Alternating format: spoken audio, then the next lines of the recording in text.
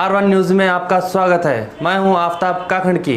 ವಿಜಯಪುರ ಘಟಕದಿಂದ ನಮ್ಮ ಕರ್ನಾಟಕ ರಾಜ್ಯದಲ್ಲಿ ವಿಧಾನಸಭಾ ಚುನಾವಣೆ 2023 ಬರುವ ಹಿನ್ನೆಲೆ ಇಡೀ ರಾಜ್ಯಾದ್ಯಂತ ನಾವು ಪ್ರಣಾಳಿಕೆಯನ್ನು ಸಿದ್ಧಪಡಿಸ್ತಿದ್ದೀವಿ. ಆಮ್ ಆದ್ಮಿ ಪಕ್ಷ ಪ್ರಣಾಳಿಕೆ ಯಾವ ಥರ ಸಿದ್ಧತೆ ಮಾಡ್ತದೆ ಅನ್ನೋದು ಬೇರೆ ಪಕ್ಷಕ್ಕೆ ಸಂಬಂಧ ಇರಂಗಿಲ್ಲ. ಯಾಕಂದ್ರೆ ಬೇರೆ ಪಕ್ಷರು ಯಾವ ಥರ ಮಾಡ್ತಾರೆ ಇಡೀ ದೇಶಕ್ಕೆ ಗೊತ್ತಿದೆ. ಅವರು ಒಂದು ಕ್ಲೋಸ್ಡ್ ಡೋರ್ನಲ್ಲಿ ಅವರು ಪ್ರಣಾಳಿಕೆ ಸಿದ್ಧತೆ ಮಾಡ್ತಾರೆ. ಮೀಟಿಂಗ್ ಕೂಡ ಒಂದು ಕ್ಲೋಸ್ ಡೋರಲ್ಲಿ ಮಾಡ್ತಾರೆ. ತಮಗೆ ಗೊತ್ತಿರೋ ಮೊನ್ನೆ ಕಾಂಗ್ರೆಸ್ ಬೆಂಗಳೂರಲ್ಲಿ 5 ಸ್ಟಾರ್ ಹೋಟೆಲ್ ಅಶೋಕ ಹೋಟೆಲ್ನಲ್ಲಿ ಒಂದು ಪ್ರಣಾಳಿಕೆ ಸಿದ್ಧತೆ ಒಂದು ಮೀಟಿಂಗ್ ನಡೆಸಿದ್ದಾರೆ. ಸೊ ಆ ಥರ ಒಂದು ಮೀಟಿಂಗ್ ನಡೆಸಿದ್ರೆ, ಆ ಥರ ಒಂದು ಮಾಡಿದ್ರೆ ಜನರಿಗೆ ಏನು ಬೇಕನ್ನೋದು ಗೊತ್ತಾಗೋದಿಲ್ಲ. ಅದೇ ರೀತಿಯಲ್ಲಿ ಆಮ್ ಆದ್ಮಿ ಪಕ್ಷ ಜನರ ಮಧ್ಯೆ ಹೋಗಿ ಜನರಿಗೆ ಏನು ಬೇಕು, ಸೊ ಜನರಿಗೆ ಏನು ಸಮಸ್ಯೆ ಇದೆ ಅವ್ರ ಹತ್ರ ಹೋದಾಗಲೇ ಗೊತ್ತಾಗುತ್ತೆ. ಸೊ ಹೀಗಾಗಿ ಆಮ್ ಆದ್ಮಿ ಪಕ್ಷ ಒಂದು ಜನರಿಂದಾಗಿ ಒಂದು ಪ್ರಣಾಳಿಕೆಯನ್ನು ಸಿದ್ಧಪಡಿಸ್ತಾ ಇದ್ದೀವಿ ನಾವು ಇಡೀ ಕರ್ನಾಟಕದಲ್ಲಿ. ಅದೇ ಥರ ವಿಜಯಪುರದಲ್ಲೂ ಕೂಡ ನಾವು ಜನರಿಂದ ಜನರಿಗಾಗಿ ಅಂತ ಒಂದು ಕಾರ್ಯಕ್ರಮವನ್ನು ಹಮ್ಮಿಕೊಂಡಿದ್ದೀವಿ. ಇದೇ ಶನಿವಾರ 18 ಮತ್ತು 19ನೇ ತಾರೀಕು ಅಂದರೆ ನಾಳೆ ಮತ್ತು ನಾಡಿದ್ದು ಶನಿವಾರ ಮತ್ತು ಭಾನುವಾರದಂದು ವಿಜಯಪುರ ಜಿಲ್ಲೆಯಲ್ಲಿ ಅಲ್ಲದೆ ಇಡೀ ಕರ್ನಾಟಕ ರಾಜ್ಯದಲ್ಲಿ ಆಮ್ ಆದ್ಮಿ ಪಕ್ಷದ ಮುಖಂಡರು, ಆಯಾ ಕ್ಷೇತ್ರದ ಸೇವಾಕಾಂಕ್ಷಿಗಳು, ಕಾರ್ಯಕರ್ತರು ಎಲ್ಲರೂ ಕೂಡಿ ಈ 2 ದಿನ ನಾವು ಈ ಪ್ರಣಾಳಿಕೆ ಸಿದ್ಧತೆಯನ್ನು ನಾವು ಜನರಿಂದ ಒಂದು ಕಲೆಕ್ಟ್ ಮಾಡ್ಕೋತಾ ಇದ್ದೀವಿ, ಸಂಗ್ರಹಿಸ್ತಾ ಇದ್ದೀವಿ. ಜನರ ಹತ್ರ ಹೋಗಿ ಅವ್ರ ಸಮಸ್ಯೆಗಳೇನು, ಅವ್ರಿಗೆ ಯಾವ ಥರ ಒಂದು ಬೇಡಿಕೆಗಳಿದ್ದಾವೆ, ಸೊ ಆ ಒಂದು ಬೇಡಿಕೆಗೆ ನಾವು ಸ್ಪಂದನೆ ಮಾಡಿ ಅದನ್ನು ನಾವು ನೋಟ್ ಡೌನ್ ಮಾಡಿಕೊಂಡು ನಾವು 2 ದಿನದಲ್ಲಿ ಎಲ್ಲ ರಿಪೋರ್ಟ್ ರೆಡಿ ಮಾಡಿ ನಮ್ಮ ಸ್ಟೇಟ್ ಟೀಮಿಗೆ ಕೊಟ್ಟು ಕಳಿಸ್ತೀವಿ. ಅಲ್ಲಿಂದ ಪ್ರತಿ ಜಿಲ್ಲೆಗೆ ಯಾವ ಥರ ಒಂದು ಪ್ರಣಾಳಿಕೆ ಬೇಕನ್ನೋದು ಸಿದ್ಧತೆ ಆಗುತ್ತೆ. ಯಾಕಂದ್ರೆ ನೋಡಿ, ಇವಾಗ ಬಿಜಾಪುರದಾಗ ಇದ್ದಂಥ ಸಮಸ್ಯೆ ಬೇರೆ ಜಿಲ್ಲೆಯಲ್ಲಿ ಇರೋಂಗಿಲ್ಲ. ಈಗ ಬಿಜಾಪುರ ನಗರದಲ್ಲಿ ಇದ್ದಂಥ ಸಮಸ್ಯೆಯಲ್ಲಿ ನಾಗ್ಠಾಣ ಆಗಲಿ, ಬಬಲೇಶ್ವರ ಆಗಲಿ, ಸಿಂದಗಿ, ದೇವರಪುರ ಇರೋದಿಲ್ಲ. ಇಲ್ಲಿ ಸಮಸ್ಯೆಗಳು ಬೇರೆ ಇರುತ್ತೆ, ಅಲ್ಲಿ ಸಮಸ್ಯೆಗಳು ಬೇರೆ ಇರುತ್ತೆ. ಸೊ ಹೀಗಾಗಿ ನಾವು ಜನರ ಮಧ್ಯೆ ಹೋದಾಗಲೇ ಗೊತ್ತಾಗೋದು. ತಮ್ಮೊಂದು ಎಕ್ಸಾಂಪಲ್ ಹೇಳ್ಬೇಕಂತಂದರೆ, ದೆಹಲಿಯಲ್ಲಿ ನಾವು ಮುಂಚೆ ಒಂದು ಪ್ರಣಾಳಿಕೆ ರೆಡಿ ಮಾಡಬೇಕಾದ್ರೆ ಈಗ ಒಂದು ಚರ್ಚೆ ನಡೆದಿತ್ತು. ಚರ್ಚೆ ನಡೆದಾಗ ಈಗ ಒಂದು ಯಾವುದೇ ಒಂದು ಸರ್ಕಾರದಲ್ಲಿ ಕಡಿಮೆ ದುಡ್ಡಿತ್ತಪ್ಪ ಅಂತಂದರೆ ಏನು ಮಾಡ್ಬೋದು ಅಂತೇಳಿ ಒಂದು ಚರ್ಚೆ ಮಾಡಿದಾಗ ಏನು ಶಾಲೆ ಕಟ್ಟಿಸ್ಬೇಕು ಅಥವಾ ಬ್ರಿಡ್ಜ್ ಕಟ್ಟಿಸ್ಬೇಕು ಅಂತೇಳಿ ಚರ್ಚೆ ನಡೀತು. ಸೊ ಆವಾಗ ಆಮ್ ಆದ್ಮಿ ಪಕ್ಷದ ಮುಖಂಡರು ವಿಚಾರ ಮಾಡಿದಾಗ ಮೇಲ್ಸೇತುವೆ ಏನು ಬ್ರಿಡ್ಜ್ ಆಮೇಲೆ ಕಟ್ಟಿದ್ರೆ ನಡೀತದೆ. ಯಾಕಂದರೆ ಬ್ರಿಡ್ಜ್ ಮಾಡಿದ್ರೆ ಅದ್ರ ಕೆಳಗೆ ಮಲಗೋರು, ಮನೆ ಇಲ್ಲದವರು ಮಲಗ್ತಾರೆ. ಅದೇನೋ ಶಾಲೆ ಕಟ್ಟಿದ್ರೆ, ಶಾಲೆ ನಿರ್ಮಾಣ ಮಾಡಿದ್ರೆ ಆ ಶಾಲೆಗಳಲ್ಲಿ 100 ಮಕ್ಕಳು, ಬಡ ಮಕ್ಕಳು ಆ ಶಾಲೆಯಲ್ಲಿ ಓದ್ತಾರೆ. ಓದೋದ ಮೇಲೆ ಅಂತ 10 ಬ್ರಿಡ್ಜ್ ನಾವು ಕಟ್ಬೋದು, 1000 ಬ್ರಿಡ್ಜ್ಗಳು ಮಕ್ಕಳು ಒಂದು ಒಳ್ಳೆ ಶಿಕ್ಷಣ ತಗೊಂಡು ಕಟ್ಬೋದು ಅಂತ ತಿಳ್ಕೊಂಡು ಆಮ್ ಆದ್ಮಿ ಪಕ್ಷ ಒಂದು ಒಳ್ಳೆ ಶಿಕ್ಷಣ ಕೊಡ್ಬೇಕಂತ ಒಂದು ಶಿಕ್ಷಣಕ್ಕೊಂದು ಆದ್ಯತೆ ಕೊಡ್ತು. ಸೊ ಹೀಗಾಗಿ ನಾವು ಕರ್ನಾಟಕದಲ್ಲೂ ಕೂಡ ಮೊಟ್ಟ ಮೊದಲ ಬಾರಿಗೆ ನಾವು ಚುನಾವಣೆ ನಿಲ್ತಾ ಇದ್ದೀವಿ, ವಿಧಾನಸಭಾ ಚುನಾವಣೆ. ಸೊ ಅದೇ ರೀತಿಯಲ್ಲಿ ನಾವು ದೆಹಲಿಯಲ್ಲಿ, ಪಂಜಾಬ್ದಲ್ಲಿ ನಾವು ಯಾವ ಥರ ನಾವು ಪ್ರಣಾಳಿಕೆ ನಾವು ಸಿದ್ಧತೆ ಪಡಿಸಿದ್ವಿ, ಅದೇ ಥರ ನಾವು ಇಲ್ಲಿ ನಮ್ಮ ಕರ್ನಾಟಕದಲ್ಲಿ ಬಿಜಾಪುರದಲ್ಲಿ ಕೂಡ ನಾವು ಜನರ ಮಧ್ಯೆ ಹೋಗಿ ಜನರ ಸಮಸ್ಯೆಗಳನ್ನು ಕೇಳ್ತೀವಿ. ಈಗ ನಾವು ಜನರ ಮಧ್ಯೆ ಹೋದಾಗ ನಾವು ಕೇಳ್ತೀವಿ, ಸರ್ ಇದು ಸಮಸ್ಯೆ ಇದ್ರೆ ಅದು ಸಮಸ್ಯೆ ಹೇಳ್ತಾರೆ, ಯಾಕೆ ನೀವು ಬೇರೆ ಪಕ್ಷಗಳು ಹೇಳಿಲ್ಲ ಅಂತ ಕೇಳಿದಾಗ ಏನಂತಾರೆ ಗೊತ್ತಾ ಜನರು, ನಮ್ದು ಯಾರು ಕೇಳ್ತಾರ್ರಿ, ನಾವು ಹೇಳಿದ್ ಯಾರು ಕೇಳ್ತಾರೆ, ನಮ್ದು ಬೇಡಿಕೆ ಭಾಳ ಹೋಗ್ತಾರೆ, ಬಟ್ ಯಾವ ಪಕ್ಷಗಳು ನಮ್ಗೆ ಕೇಳ್ತಾರ ಅಂತ ಈ ಒಂದು ಉತ್ತರ ಬರ್ತದೆ. ಸೊ ಆ ಉತ್ತರ ನಾವು ಬಗೆಹರಿಸ್ತೀವಿ. ನಾವು ಆಮ್ ಆದ್ಮಿ ಪಕ್ಷದವರು ಜನರ ಮಧ್ಯೆ ಹೋಗ್ತೀವಿ. ಅವರು ಪ್ರತಿಯೊಂದು ಸಮಸ್ಯೆ, ಪ್ರತಿಯೊಂದು ಹಂತದಲ್ಲಿ ಯಾವುದೇ ಅವ್ರದ್ದು ಸಮಸ್ಯೆ ಇದೆ, ಯಾವುದೇ ಅವ್ರ ಬೇಡಿಕೆ ಇದೆ, ಅವ್ರದ್ದು ನಾವು ಸಮಸ್ಯೆ ನಾವು ನೋಟ್ ಡೌನ್ ಮಾಡ್ಕೋತೀವಿ. ಅದನ್ನು ನಾವು ಪ್ರಣಾಳಿಕೆಯಲ್ಲಿ ಹಾಕೋತೀವಿ. ಈ ಪ್ರಣಾಳಿಕೆಯನ್ನು ನಾವು ಎಲ್ಲರ ಕಡೆಯಿಂದ ಸಂಗ್ರಹಿಸಿ ಬರುವ 21ನೇ ತಾರೀಕು ನಾವು ಕರ್ನಾಟಕ ರಾಜ್ಯಾದ್ಯಂತ ನಾವು ಪ್ರಣಾಳಿಕೆಯನ್ನು ನಾವು ಬಿಡುಗಡೆ ಮಾಡ್ತಾ ಇದ್ದೀವಿ. ಸೊ ಹೀಗಾಗಿ ನಾಳೆ ಮತ್ತು ನಾಡಿದ್ದು ದಿನಾಂಕ 18 ಮತ್ತು ದಿನಾಂಕ 19ರಂದು ಎಲ್ಲರೂ ನಾವು ಸೇವಾಕಾಂಕ್ಷಿಗಳು, ಪಕ್ಷದ ಪದಾಧಿಕಾರಿಗಳು, ಮುಖಂಡರು, ಕಾರ್ಯಕರ್ತರು ಎಲ್ಲರೂ ಕೂಡಿ ನಾವು ಗ್ರೌಂಡಿಗೆ ಇಳಿದು ಜನರ ಹತ್ರ ಹೋಗಿ ಅವರ ಸಮಸ್ಯೆಯನ್ನು ತಗೊಂಡು ನಾವು ಇದನ್ನ ಪ್ರಣಾಳಿಕೆ ಸಿದ್ಧತೆ ಮಾಡ್ತಾ ಇದ್ದೀವಿ. ಇಲ್ಲಿ ವಿಜಯಪುರದಲ್ಲಿ ಏನು ಮಾಡ್ತಾ ಇದ್ದೀರಾ ಕಾರ್ಯಕ್ರಮ, ಜನರಿಂದ ಜನರಿಗಾಗಿ ಕಾರ್ಯಕ್ರಮ ಅಂತ ಹೇಳಿದ್ರೆ ಏನು ಮಾಡ್ತಾ ಇದ್ದೀವಿ?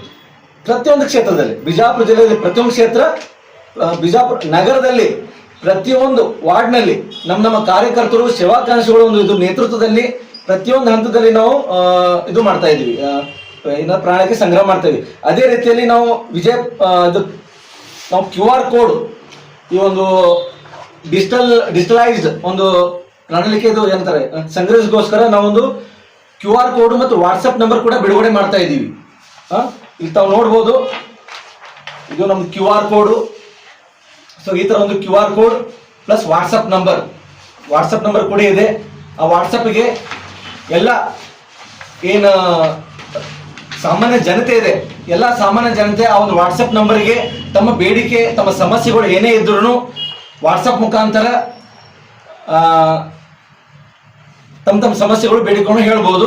ಮತ್ತು ಇದು QR ಕೋಡ್ ಮುಖಾಂತರ ಕೂಡ ಅವ್ರು ಸ್ಕ್ಯಾನ್ ಮಾಡಿದ ತಕ್ಷಣ ಅದು ಬರುತ್ತೆ, ಯಾವ ಜಿಲ್ಲೆ ಯಾವ ಮತಕ್ಷೇತ್ರ ಕೇಳ್ತದೆ, ಅದನ್ನ ಕ್ಲಿಕ್ ಮಾಡಿ ಅಲ್ಲಿ ತಮ್ಮ ಸಮಸ್ಯೆಗಳು ಹೇಳ್ಬೋದು. ಆಲ್ರೆಡಿ ಆ ಒಂದು ಆ್ಯಪ್ನಲ್ಲಿ ಒಂದು 15 ಪ್ರಣಾಳಿಕೆ ಆಲ್ರೆಡಿ ನಮ್ಮ ಕಡೆಯಿಂದ ನಾವು ಬಿಡುಗಡೆ ಮಾಡಿದ್ದೀವಿ. ಅದು ಅಲ್ಲದೆ ಇವಾಗ ನಾಳೆ ನಾಡಿದ್ದು ನಾವು ಏನೇನು ಜನರ ಹತ್ರ ಸಮಸ್ಯೆ ಬರುತ್ತೆ, ಏನೇನು ಬೇಡಿಕೆ ಬರುತ್ತೆ ಅದನ್ನು ಕೂಡ ಅದರಲ್ಲಿ ಆ್ಯಡ್ ಮಾಡಿ ಒಂದು ಹೊಸ ಆ್ಯಪ್ ಮಾಡಿ ಇದು ಮಾಡಿಬಿಡ್ತೇವೆ. ಒಂದು 2 ದಿನದಲ್ಲಿ ಈಗ ಆಲ್ರೆಡಿ ಮೊನ್ನೆ ನಮ್ಮ ಕರ್ನಾಟಕ ರಾಜ್ಯದಲ್ಲಿ ಬೆಂಗಳೂರಿನಲ್ಲಿ ನಮ್ಮ ರಾಜ್ಯಾಧ್ಯಕ್ಷರಾದ ಪೃಥ್ವಿರೆಡ್ಡಿ ಕೂಡ ಬಿಡುಗಡೆ ಮಾಡಿದ್ದಾರೆ ಇದು QR ಕೋಡು ಮತ್ತು ವಾಟ್ಸಪ್ ನಂಬರು. ಅದೇ ರೀತಿಯಲ್ಲಿ ನಾವು ಇಲ್ಲಿ ಬಿಜಾಪುರದಲ್ಲೂ ಕೂಡ QR ಕೋಡು ವಾಟ್ಸಪ್ ನಂಬರ್ ನಾವು ಇವತ್ತು ಬಿಡುಗಡೆ ಮಾಡ್ತಾ ಇದ್ದೀವಿ ಮಾಧ್ಯಮದ ಮುಖಾಂತರ. ಸೊ ದಯವಿಟ್ಟು ನಾನು ವಿಜಯಪುರ ಜನತೆಗೆ ಕೇಳೋದೇನೆಂದರೆ, ತಮ್ದು ಯಾವುದೇ ಮತಕ್ಷೇತ್ರ ಆಗಿದ್ರು, ನಮ್ಮ ಬಿಜಾಪುರ ಜಿಲ್ಲೆ 8 ಮತಕ್ಷೇತ್ರದಿಂದ ಯಾವುದೇ ಮತಕ್ಷೇತ್ರ ಆಗಿದ್ರು ತಮಗೆ ಏನು ಒಂದು ಪ್ರಣಾಳಿಕೆಯಲ್ಲಿ ಬರಬೇಕು ಅಂತ ತಮಗೆ ಅನ್ಸುತ್ತೆ, ಬೇರೆ ಪಕ್ಷದವ್ರು ಕೇಳಿಲ್ಲ ಅಂತಂದ್ರು ನಾವು ಆಮ್ ಆದ್ಮಿ ಪಕ್ಷದವರು ತಮ್ಮನ್ನು ಕೇಳ್ತಾ ಇದ್ದೀವಿ. ತಮ್ದು ಏನೇ ಸಮಸ್ಯೆ, ತಮ್ಮ ಏನೇ ಬೇಡಿಕೆ ಈ ಸಲ ನಮ್ಮ ಪ್ರಣಾಳಿಕೆದಲ್ಲಿ ಬರಬೇಕು ಅಂತ ನಿಮಗೆ ಅನ್ಸಿದ್ರೆ ದಯವಿಟ್ಟು QR ಕೋಡ್ ಮತ್ತು ವಾಟ್ಸಪ್ ನಂಬರ್ ಏನು ಡಿಸ್ಪ್ಲೇ ಮಾಡ್ತಾ ಇದ್ದೀವಿ, ಈ QR ಕೋಡ್ ವಾಟ್ಸಪ್ ನಂಬರ್ಗೆ ತಮ್ಮ ಸಮಸ್ಯೆ ಮತ್ತು ಬೇಡಿಕೆಯನ್ನು ತಾವು ತಿಳಿಸ್ಬೇಕಂತ ಹೇಳಿ ನಾನು ವಿನಂತಿ. ಕ್ಯಾಂಡಿಡೇಟ್ ಲಿಸ್ಟು ಫಸ್ಟ್ ಲಿಸ್ಟ್ ಏನಿದೆ ನಮ್ಮ ಕರ್ನಾಟಕ ರಾಜ್ಯದಂತ ಫಸ್ಟ್ ಲಿಸ್ಟು ಒಂದು 50 ಮಂದಿ ಲಿಸ್ಟು 18 ತಾರೀಕಿಗೆ ಬಿಡುಗಡೆ ಆಗ್ತಾ ಇದೆ. ಸೊ ನಾಳೆ 18 ತಾರೀಕಿಗೆ ಫಸ್ಟ್ ಲಿಸ್ಟ್ ಬಿಡುಗಡೆ ಆಗ್ತಾ ಇದೆ. ಅದಾದ ನಂತರ ನೆಕ್ಸ್ಟ್ ಸ್ಯಾಟರ್ಡೆ ಮೋಸ್ಟ್ಲಿ 26ನೇ ತಾರೀಕು ಆಗ್ಬೋದು 2ನೇ ಲಿಸ್ಟ್ ಕೂಡ. ಫಸ್ಟ್ ಲಿಸ್ಟ್ ನಲ್ಲಿ ಒಂದು 50ರಿಂದ 60 ಸೀಟ್ ಅಂತ ಹೇಳಿದ್ದಾರೆ ರಾಜ್ಯಾಧ್ಯಕ್ಷರು. ಸೊ ನಾಳೆ ಅದು ಅನೌನ್ಸ್ ಮಾಡಿದ್ಮೇಲೆ ಗೊತ್ತಾಗುತ್ತೆ. ಅದರೊಳಗೆ ಬಿಜಾಪುರ ಹೆಸರಿದೆ, ರೆಕಮೆಂಡೇಶನ್ ಕೊಟ್ಟಿದ್ದೀವಿ, ಅದು ಡಿಸೈಡ್ ಮಾಡೋದು ಸ್ಟೇಟ್ ಟೀಮ್ ಡಿಸೈಡ್ ಮಾಡುತ್ತೆ, ಅದು ನಾಳೆ ಗೊತ್ತಾಗುತ್ತೆ. ವಿಜಯಪುರ ಜಿಲ್ಲೆಯಿಂದ 8 ಮತಕ್ಷೇತ್ರದಿಂದ ಹಾಕ್ತೀವಿ. ಇವಾಗ ಸದ್ಯಕ್ಕೆ ನಮಗೆ 7 ಮತಕ್ಷೇತ್ರದ ಆಕಾಂಕ್ಷಿಗಳು ಇದ್ದಾರೆ ಸಾಕಷ್ಟು, 3-4 ಬಿಜಾಪುರ ನಗರದಿಂದ 3 ಜನ ಇದ್ದಾರೆ, ದೇವರಿಪುರದಿಂದ 2 ಇದ್ದಾರೆ, ಸಿಂದಗಿಯಲ್ಲಿ 2 ಇದ್ದಾರೆ, ಬಬಲೇಶ್ವರಲ್ಲಿ 2 ಇದ್ದಾರೆ, ನಾಗ್ಠಾಣದಲ್ಲಿ 2 ಇದ್ದಾರೆ. ಸೊ ಪ್ರತಿಯೊಂದು ಕ್ಷೇತ್ರದ ಆಕಾಂಕ್ಷಿಗಳು ಇದ್ದಾರೆ. ಎಲ್ಲ ಆಕಾಂಕ್ಷಿಗಳು ತಮ್ಮ ಎಲ್ಲ ಪಕ್ಷದ ಒಂದು ಇನ್ಸ್ಟ್ರಕ್ಷನ್ಸ್ ಮೇಲೆ ಎಲ್ಲ ಸೇವಾಕಾಂಕ್ಷಿಗಳು ಕೆಲಸ ಮಾಡ್ತಿದ್ದಾರೆ. ಸೊ ಅದ್ರ ಮೇಲೆ ಅಭ್ಯರ್ಥಿಯಾಗಿ ಬಸನ್ ಬಾಗೇವಾಡಿ ಇನ್ನು ಆಕಾಂಕ್ಷಿ ಇಲ್ಲ. ಅಪ್ರೋಚ್ ಮಾಡಿದ್ದಾರೆ, ಅವ್ರನ್ನ ಕರೆದು ಮಾತಾಡಿದೀವಿ. ಇನ್ನೂವರೆಗೆ ಅಧಿಕೃತವಾಗಿ ನಾವು ಆಕಾಂಕ್ಷೆ ಘೋಷಣೆ ಮಾಡಿಲ್ಲ. ಮಿಕ್ಕಿದ 7 ಕ್ಷೇತ್ರದಲ್ಲಿ ನಮ್ಮೆಲ್ಲ ಆಕಾಂಕ್ಷಿಗಳು ಇದ್ದಾರೆ. ರಾಜ್ಯದ ಎಲ್ಲಾ 224 ಮತಕ್ಷೇತ್ರದಲ್ಲಿ ಆಮ್ ಆದ್ಮಿ ಪಕ್ಷ ಅಭ್ಯರ್ಥಿ ಒಂದು ಕಣಕ್ಕೆ ಇಳಿಸೋ ಪ್ಲಾನ್ ಇದೆ. ಇವಾಗ ಆಲ್ರೆಡಿ 170 ಲಿಸ್ಟ್ ರೆಡಿ ಇದೆ. ಸೊ ಮಿಕ್ಕಿದ ಲಿಸ್ಟು ನೋಡಿ ಅನೌನ್ಸ್ ಮಾಡ್ತೇವೆ ಲಾಸ್ಟಿಗೆ. ಬಟ್ ಇವಾಗ ಆಲ್ರೆಡಿ 160 to 170 ಲಿಸ್ಟ್ ರೆಡಿ ಇದೆ, ಫೈನಲ್ ಲಿಸ್ಟ್. ನೋಡಿ ಹೆಂಗಿರುತ್ತೆ, ಆಮ್ ಆದ್ಮಿ ಪಕ್ಷ ಬೇರೆ ಪಕ್ಷ ಒಂದು ವಿಭಿನ್ನ. ಬೇರೆ ಪಕ್ಷದಲ್ಲಿ ಹೋದ್ರೆ ಅವ್ರಿಗೆ ದುಡ್ಡು ಸಿಗುತ್ತೆ, ಅವ್ರಿಗೆ ಹುದ್ದೆ ಸಿಗುತ್ತೆ, ಅವ್ರಿಗೆ ಬೇಕಾ ಸಿಗುತ್ತೆ. ಬಟ್ ಆಮ್ ಆದ್ಮಿ ಪಕ್ಷ ಒಂದು ತತ್ವ ಸಿದ್ಧಾಂತ ಮೆಚ್ಚಿ ಬಂದ ಮೇಲೆ ಆಮ್ ಆದ್ಮಿ ಪಕ್ಷ ಏನ್ ಹೇಳುತ್ತೆ ಅದನ್ನ ಕೆಲವೊಬ್ಬರಿಗೆ ಪಾಲಿಸಕ್ ಆಗಂಗಿಲ್ಲ. ಈಗ ಒಮ್ಮೆಲೆ ಸಡನ್ ಬಂದ ತಕ್ಷಣ ನನಗೆ ಆ ಹುದ್ದೆ ಆ ಟಿಕೆಟ್ ಕೇಳೋರು ಇರ್ತಾರೆ, ಅವ್ರದ್ದು ಆತರ ಏನಾದ್ರು ಒಂದು ಇರ್ಬೋದು.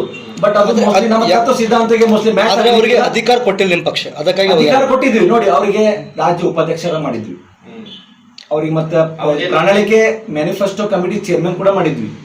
ಇದಾದ್ರೂ ಸಹಿತ ಅವರಿಗೆ ಈಗ ಆಮ್ ಆದ್ಮಿ ಪಕ್ಷದಲ್ಲಿ ಇದ್ದಾಗ ಬಿಜೆಪಿ ಪಕ್ಷವನ್ನು ಬೈದು ಭ್ರಷ್ಟಾಚಾರದ ಮುಳುಗಿದ ಸರ್ಕಾರ, ಭ್ರಷ್ಟಾಚಾರದಲ್ಲಿ ಮುಳುಗಿದ ಬಿಜೆಪಿ ಸರ್ಕಾರ ಅಂತೇಳಿ ಅವರೇ ಎಷ್ಟೋ ಸಲ ಹೇಳಿದ್ದಾರೆ. ಅದಾದ್ರೂ ಸಹಿತ ಮತ್ತೆ ಭ್ರಷ್ಟ ಬಿಜೆಪಿಗೆ ಹೋಗಿದ್ದಾರೆ ಅಂದ್ರೆ ಅವ್ರಿಗೆ ಇಲ್ಲಿ ತತ್ವ ಸಿದ್ಧಾಂತ ಬೇಕಾಗಿರಲ್ಲ. ಇಲ್ಲ, ಆತರ ಏನೂ ಇಲ್ಲ. ಈಗ ಯೂನಿಟ್ ವಿದ್ಯುತ್ ಉಚಿತ ಕೊಡ್ತೀನಿ ಅಂತ ಹೇಳಿದ್ರು, ಅದು ಆಮ್ ಆದ್ಮಿ ಪಕ್ಷ 10 ವರ್ಷದಿಂದ ದೆಹಲಿಯಲ್ಲಿ ಕೊಡ್ತಾ ಇರೋದು. ಅದಾದ್ಮೇಲೆ ಗೃಹಲಕ್ಷ್ಮಿ ಅಂತೇಳಿ ಪ್ರತಿಯೊಂದು ಮನೆಗೆ 2,000 ರೂಪಾಯಿ ಕೊಡ್ತೀವಿ ಮಹಿಳೆಯರಿಗೆ ಅಂತ ಹೇಳಿ, ಅದು ಕೂಡ ಆಮ್ ಆದ್ಮಿ ಪಕ್ಷದೇ. ಸೊ ಈ ತರ ಏನ್ ನಾವು ಮಾಡಿದ್ದೀವಿ ಅದನ್ನೇ ಕಾಂಗ್ರೆಸ್ ಕಾಪಿ ಮಾಡ್ತಿದ್ದಾರೆ ನೋಡಿ. ಜನರಿಗೆ ಒಳ್ಳೆ ಆಗುವಂತ ನಮ್ ಸ್ಕೀಮ್ ಯಾರಾದ್ರೂ ಕಾಪಿ ಮಾಡಿದ್ರೆ ಡೆಫಿನೆಟ್ಲಿ ನಾವು ಅದನ್ನ ಅಪ್ರಿಷಿಯೇಟ್ ಮಾಡ್ಲಿ. ನಮಗೆ ಇಲ್ಲಿ ರಾಜಕೀಯ ಮಾಡಕ್ ಬಂದಿಲ್ಲ, ನಾವು ಇಲ್ಲಿ ಪಾಲಿಟಿಕ್ಸ್ ಮಾಡಕ್ ಬಂದಿಲ್ಲ. ಜನರಿಗೆ ಒಳ್ಳೇದಾಗುವಂತ ಬೇರೆ ಪಕ್ಷದವರು ನಮ್ದು ಯಾವ್ದಾರ ಒಂದು ಯೋಜನೆ ತಗೊಂಡು ಕಾಪಿ ಮಾಡ್ಕೊಂಡು ಮಾಡ್ತೀರ ಅಂತಂದ್ರೆ ಅದಕ್ಕೆ ನಮಗೆ ಬೆಂಬಲ ಇದೆ, ಮಾಡ್ಲಿ. ನಾವು ಕೂಡ ನಮ್ದು ಗ್ಯಾರಂಟಿ ಕಾರ್ಡ್ ಹೆಂಗಿರುತ್ತೆ ಅಂತಂದ್ರೆ, ನಾವು 5 ವರ್ಷ ಮುಂಚೆ ಎಲೆಕ್ಷನ್ ಸಮಯದಲ್ಲಿ ಏನ್ ಅನೌನ್ಸ್ ಮಾಡ್ತೀವಿ ಅದನ್ನ ನಾವು ಗ್ಯಾರಂಟಿ ಕಾರ್ಡ್ ಅಂತ ಅನೌನ್ಸ್ ಮಾಡ್ತೀವಿ. ಅದೇ 5 ವರ್ಷ ಆದ್ಮೇಲೆ ನಾವು ರಿಪೋರ್ಟ್ ಕಾರ್ಡ್ ಕೊಡ್ತೀವಿ. ನಾವು ಘೋಷಣೆ ಮಾಡಿದ್ದೀವಿ, ಏನ್ ಗ್ಯಾರಂಟಿ ಕಾರ್ಡ್ ಅಂತೇಳಿ ನಾವು ಘೋಷಣೆ ಮಾಡಿದ್ದೀವಿ, ಅದನ್ನೇ ನಾವು 5 ವರ್ಷ ಆದ್ಮೇಲೆ ನಮ್ದು ರಿಪೋರ್ಟ್ ಕಾರ್ಡ್ ಇಡ್ತೀವಿ. ಎಸ್ 5 ವರ್ಷ ನಾವು ಇಷ್ಟು ಕೆಲಸ ಮಾಡಿದೀವಿ ಅಂತ ನಾವು ರಿಪೋರ್ಟ್ ಕಾರ್ಡ್ ಜನರ ಮಧ್ಯೆ ಇಡ್ತೀವಿ. ಆ ತರ ರಿಪೋರ್ಟ್ ಕಾರ್ಡ್ ಈ ಪಕ್ಷದವ್ರಿಗೆ ಇಡು ಅಂತ ಹೇಳಿ ನೋಡೋಣ.